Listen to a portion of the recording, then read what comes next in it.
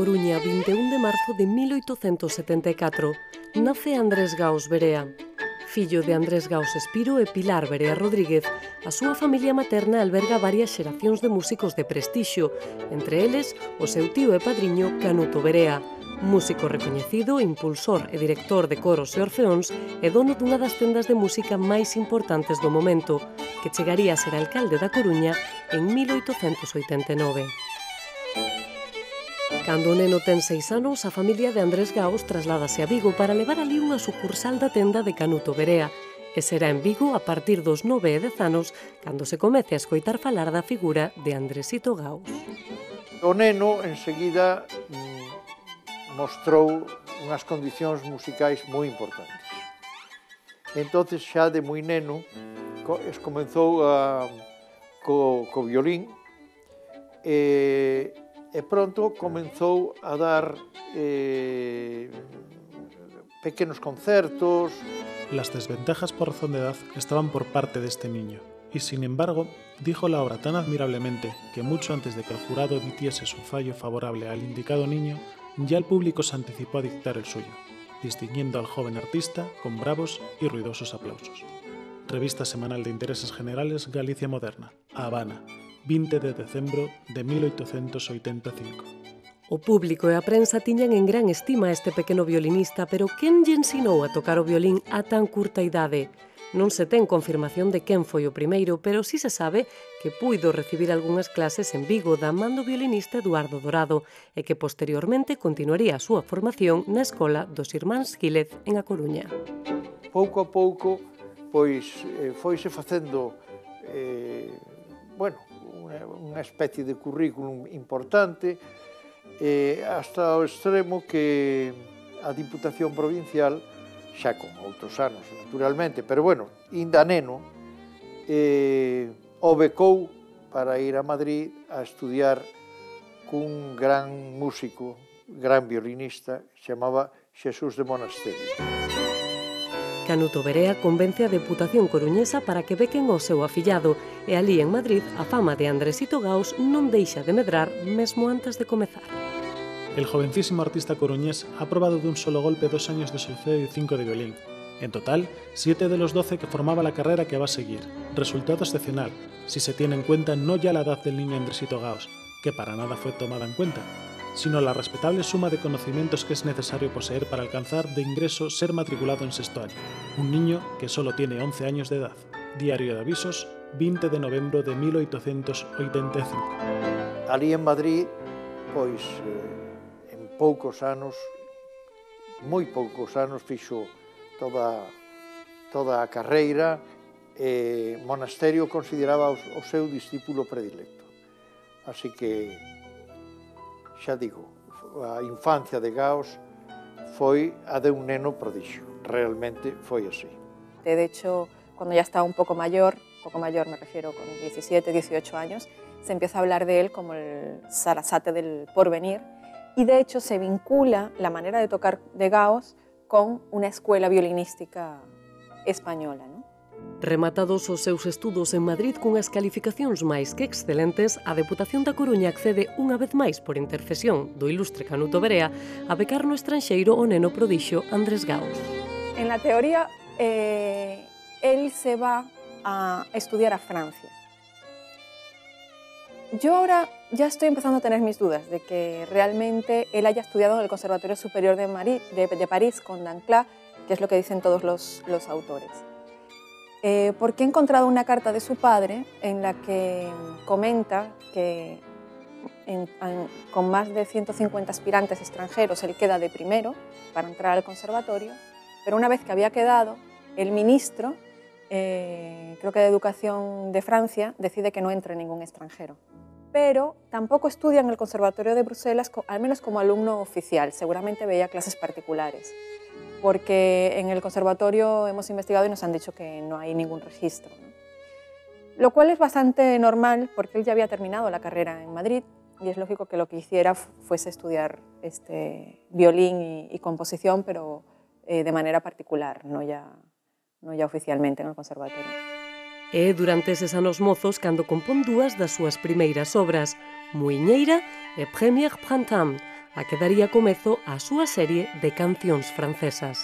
Son certamente un grupo de obras de entre as máis importantes desde o punto de vista musical que o compositor escreveu.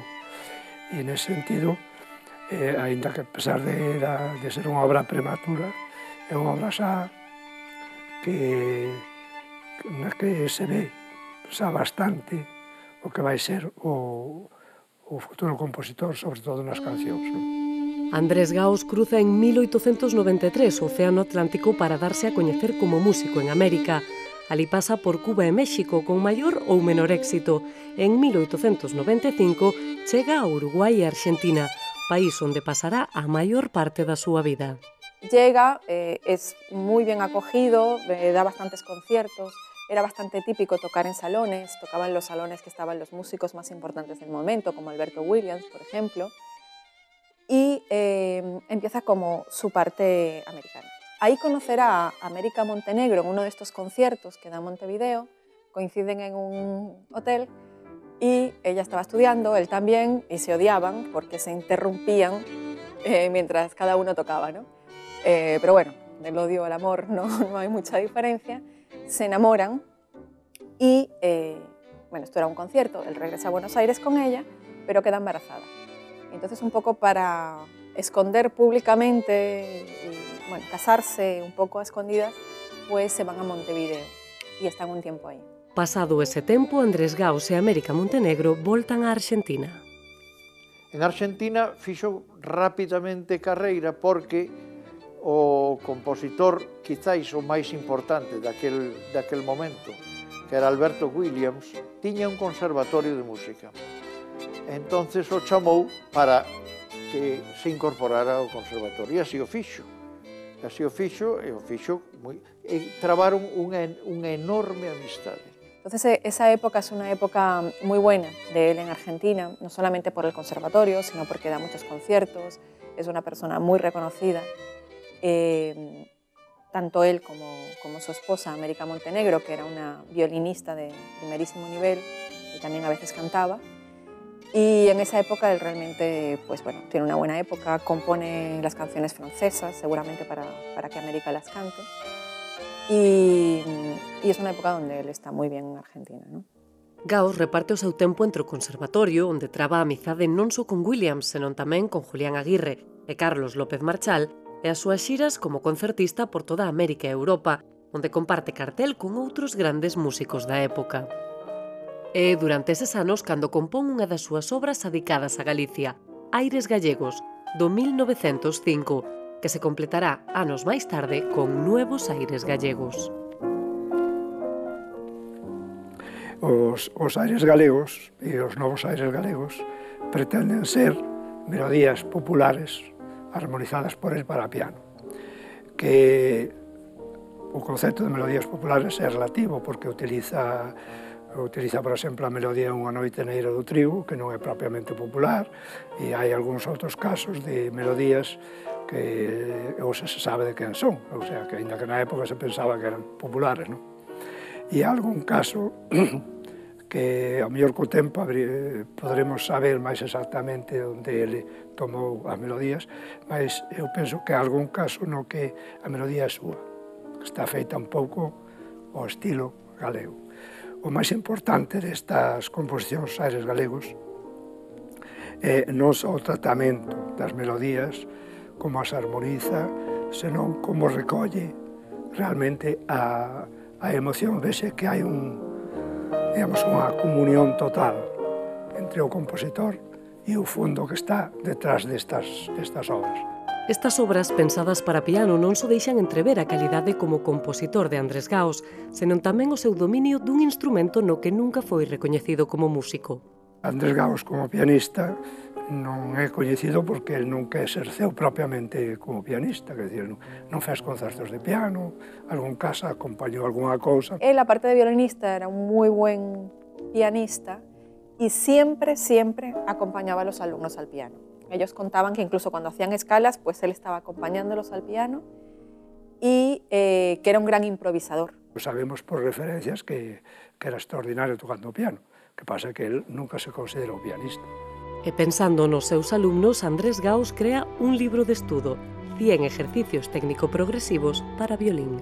Era un método de estudo francamente muy interesante, muy importante.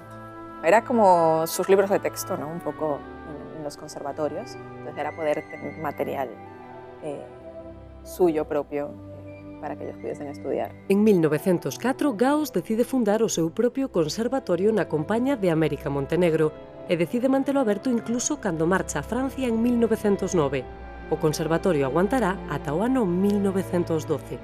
Durante esa época, Gauss aproveita o tempo non só para facer concertos por Europa, senón tamén para trabar amizade con persoeiros de renome, como Pablo Casals, a quen adica unha obra.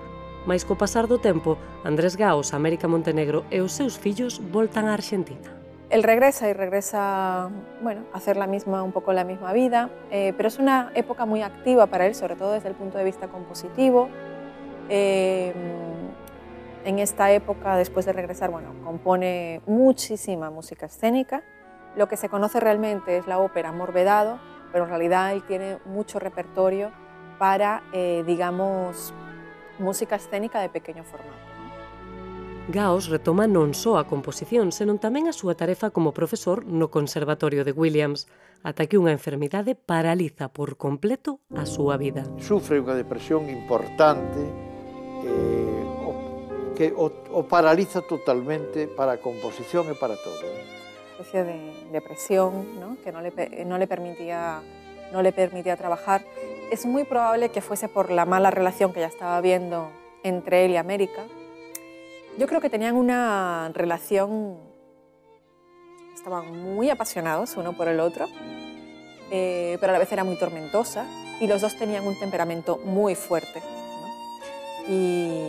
Y eso llevó a que fuese terrible. Pero creo que aí debeu haber como un choque de egos, non? El violinista, ela tamén cantaba, é verdad, pero, bueno, non sei, creo que os caracteres non se deberon de encaixar del todo ben. Andrés Gauss e América Montenegro divórcianse en 1917 e nese mesmo ano cando coñece a que será a súa segunda muller, Luisa Guillochón. En el año 17 conoce a Luisa, era su alumna en el conservatorio argentino de Williams, y Luisa fue de alguna manera algo que lo tranquilizó y que lo llevó a tierra, ¿no? Se casarán 2 años después, pero en realidad, bueno, empiezan a conocerse en este año 17. Unha vez casados, Gauss pasa a ter unha vida moito máis tranquila, segue compoñendo, aínda que en menor medida, abre por moi pouco tempo un segundo conservatorio e segue facendo xiras, a máis longa unha que realiza con Luisa ao seu lado, en a que cambiarán a súa residencia a Francia, os pais da súa nova esposa, para nun principio non regresar xa máis. Es entre 1925 y 1933, que es cuando se mudan a Francia, pero que en realidad, bueno, hacen giras por Europa, pero también por América. O sea, se va a La Habana, se va a México, se va a Nueva York. Entonces, bueno, ahí sigue teniendo también digamos que su última época como gran concertista es precisamente estos años que vive en Francia, ¿no? Volta nestas xiras por España e tamén por Galicia, e aquí a prensa vólvese facer eco do prodixio xa non tan neno que era Andrés Gauss. Andrés Gauss hizo maravillas de ejecución, demostrando haberse convertido en un violinista completo. Andrés Gauss confirmó ayer ante sus paisanos que es justísima la fama que goza y los grandes elogios que le han dedicado los más notables críticos extranjeros. Como gran violinista que era Gauss, estuvo siempre preocupado, evidentemente, por tener un instrumento que respondiese a los requerimientos que tenía de cara a la interpretación en las grandes salas de conciertos donde estaba tocando. Tenemos testimonios de 5 violines, por lo menos, que estuvieron en su posesión y con los que llegó a tocar. El primero sería el famoso Amati, que era de su mujer, de América Montenegro, y que bueno, que fue un instrumento que está precedido de una cierta leyenda, bueno, quizá también el mito de si él lo llegó a tener en algún momento, que parece ser que esto no fue así. Después conservamos un violín muy antiguo, que está ahora mismo en proceso de restauración, de procedencia alemana, seguramente intervenido en Francia a finales del 19, y que yo me planteo si no será el violín con el que Gauss salió de Galicia, porque es un instrumento que lleva mucho tiempo sin tocarse. Este instrumento estuvo durante moitos anos abandonado, sin a restauración e mantemento correspondente, e necesita unha serie de traballos bastante profundos. Digamos, a tapa, necesita da reparación das letas, retoque de todos estes parches que ten por aquí, todas estas cousas, e o que é a parte de abaixo dos aros, que ten un aro roto, que é o aro de abaixo, hai que unir este aro, hai que facer unha reparación completa desta zona para que aguante o uso que foi diseñado o violín. A miña opción en este caso vai ser unha restauración moi conservadora, unha restauración na que vou a intentar manter a estética do instrumento o máis posible, sin eliminar elementos da época que eran comuns. Por exemplo, todo o que é a zona da ponte, toda esta zona de aquí, que está en negro, isto de resina, unha resina que se vai oxidando pegada contra a tapa. Esta na época de Gauss era algo que era moi típico ver. O cuidado dos instrumentos era moito menor e era moi habitual ver instrumentos a finales do século XIX con estas marcas. Entón, a miña opción neste caso vai a ser deixar o instrumento como, neste caso, o tería Gauss cando o empregaba.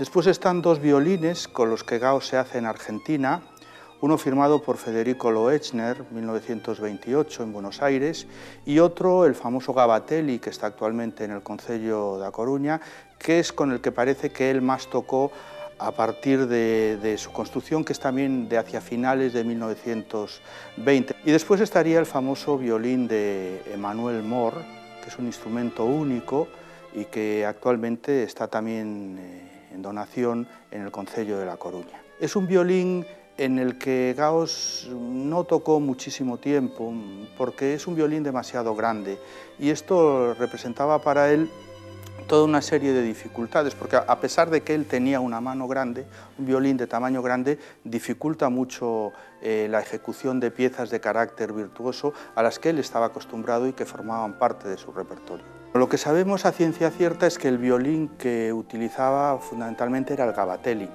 y que el violín que utiliza en la gira que hace con Dumesnil años 27 y 28 por una gran cantidad de sociedades filarmónicas y de salas de conciertos de España es este Gabatelli. En Francia estivo algúns anos e fixo xiras, pero parece que non, a pesares que tiña unhas críticas moi boas, sempre moi boas, pero tampouco parece que fixera unha carreira moi importante.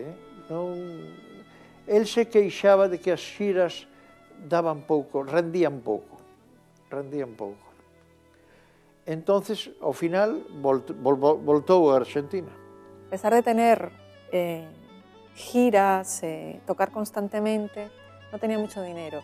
Y esta debió ser la razón por la que deciden regresar a Argentina, que ahí tenía una mejor posición, ¿no?, económica.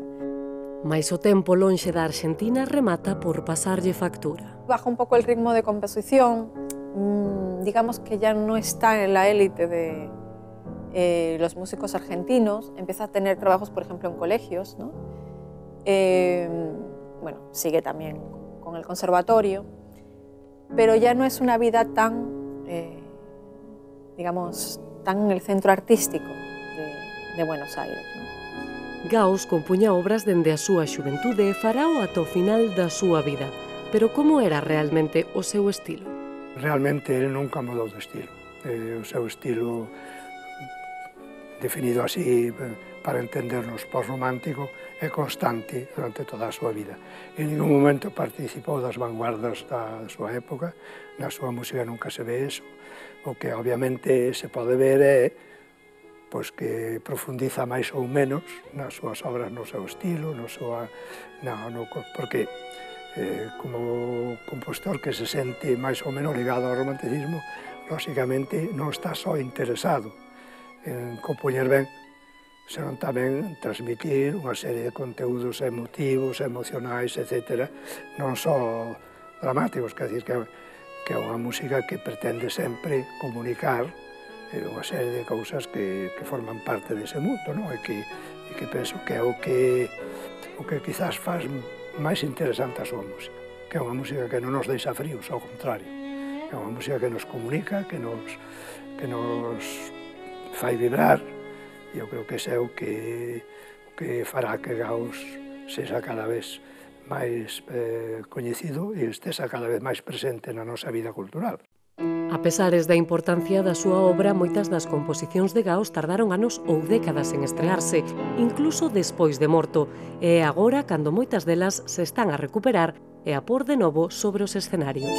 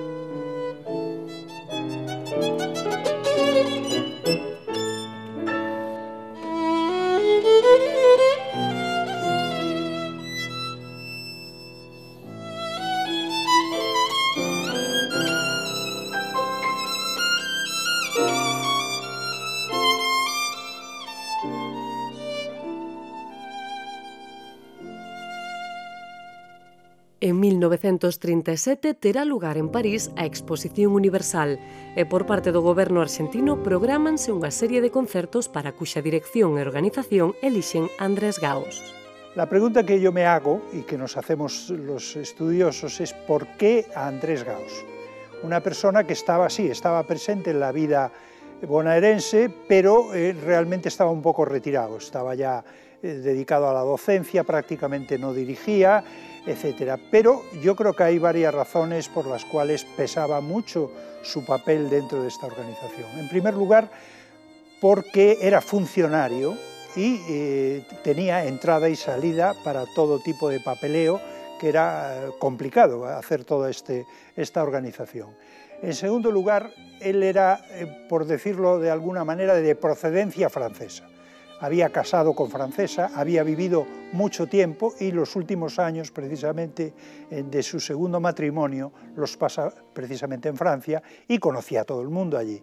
Por lo tanto, había, digamos, que elementos estratégicos por los cuales era conveniente tratarlo. Y por otro lado, él había sido director, había dirigido orquestas, había dirigido como violinista a muchas orquestas y tenía un currículum más que aceptable.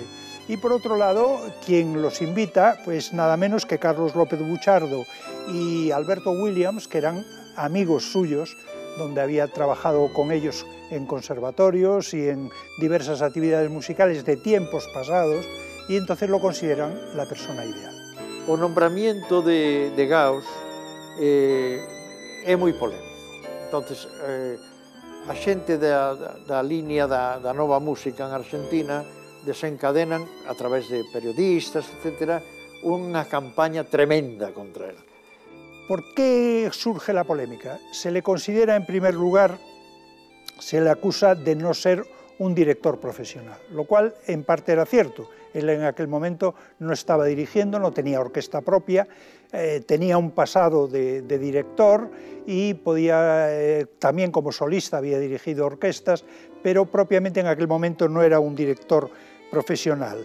Se le acusa, además, y esto también era importante, de no ser argentino. Esto era en parte cierto. Él se nacionaliza argentino un par de años antes del 37, en 1935, pudiéndolo haber hecho con mucho tiempo antes. Y finalmente se le acusa también, dentro de la polémica, surge la desagradable controversia, el haber plagiado temas de Julián Aguirre, que era un compositor ya fallecido que todo el mundo veneraba. Todo esto va a crear una gran polémica que se ve cortada con la intervención de los dos grandes que ayudan especialmente a Alberto Williams, que escribe una serie de cartas a todos los periódicos indicando no solo la valía, sino la capacidad directorial que tiene y sobre todo la capacidad de gestión única, como así fue. ¿Quién que no sea un necio o un malintencionado puede desconocer las altas dotes artísticas, la pericia técnica y el amor a la perfección que siempre has revelado? Carta de Alberto Williams, 1937. Gauss remata dirixindo a orquestra La Muguet nos concertos sinfónicos arxentinos en París e faino con constatado éxito como así recollen os xornais da época, mais a volta á Arxentina non é todo o laureado que se podería esperar. Fixeronlle unha comidiña, así unhas cantas persoas que o querían ben, pero a verdad non foi o que merecía desde logo. Esto lo veremos a través de las crónicas históricas, perjudicó yo creo que seriamente al propio Andrés Gauss, que cada vez se fue aislando más, porque no olvidemos que quienes montaron toda la polémica fueron gente muy importante como compositores, como directores y como organizadores de lo que sería el futuro, la vida argentina. Durante os seus últimos anos, Andrés Gauss xubílase e adícase á docencia privada. Padece unha grave doenza e remata marchando de Bos Aires a Mar de Prata. A segunda enfermidade é unha enfermidade moi dura de levar. É o que se chama a afección do trixémino. O trixémino que, bueno, produce uns dolores espantosos. Es una enfermedad muy dolorosa, de hecho la llaman la enfermedad del suicidio. Entonces él pasaba todo el rato con dolores. En Mar de Prata a doenza non desaparece, pero a vista do mar parece axudar a que Gauss soporte esas dores. De alguna manera era volver a Galicia, precisamente porque desde donde vivía pues veía el mar Atlántico y que era una manera de recordar la tierra. Gauss nunca deixou de lembrar a terra que o viu nacer e así o fixo notar en dúas das súas últimas obras, a Sinfonía en las montañas de Galicia e Rosa de Abril, nada a partir dun poema da gran Rosalía de Castro. Recientemente sentí un impulso extraño que me llevó de nuevo a producir con fervor. Fue una tarea agobiante, tenaz, de muchas noches y muchos días. De ella salió mi Sinfonía gallega, que el Centro Gallego premió en sus concursos literarios-musicales. Era como una especie de retorno a mí mismo, a mi ser inicial, a mi manera inédita. Fue mi vuelta a Galicia en una ofrenda a toda mi vida, a mi tierra, no tan lejos porque está presente en mi emoción creadora. Andrés Gauss para Revista Galicia Emigrante, 1955.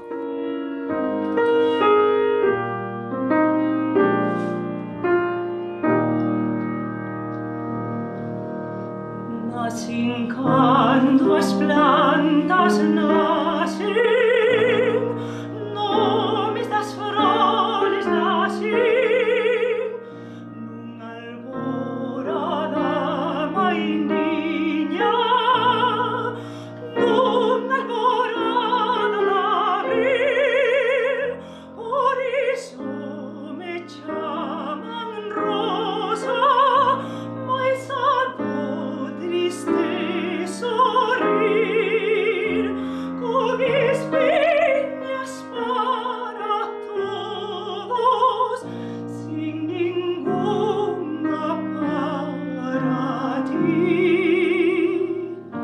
Des que te quixen ingrato, todo acabou para mí, que eras ti para... A Rosa de Abril é claramente unha composición moi persoal del, ¿no?